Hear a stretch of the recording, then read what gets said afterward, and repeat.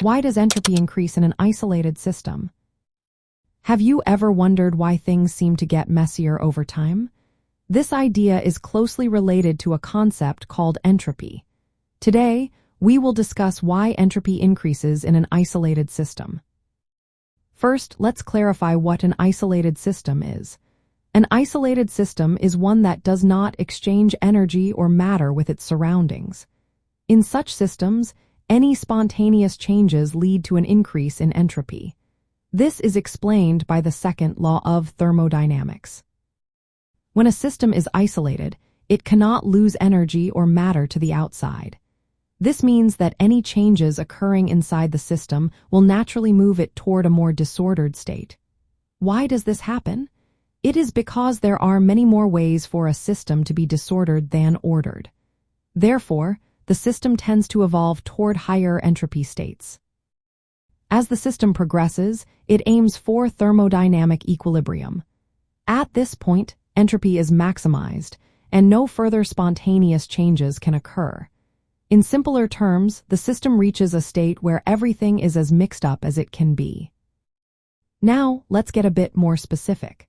In an isolated system where energy and volume remain as constant, any spontaneous process must increase the system's entropy. Since no energy or matter crosses the system boundary, the changes in entropy come solely from internal rearrangements that increase disorder.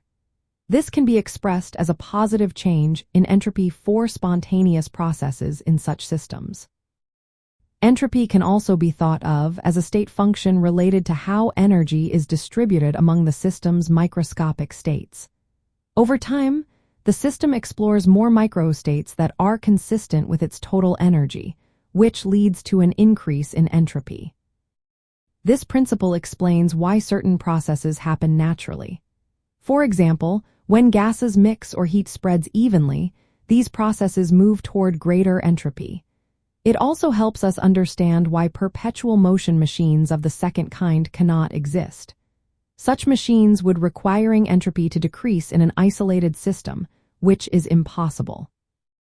Understanding why entropy increases in isolated systems gives us a clearer picture of how natural processes work. It also sets fundamental limits on how we can use and transform energy in physical and chemical systems. This knowledge is essential across various fields, including chemistry, physics, engineering, and environmental science.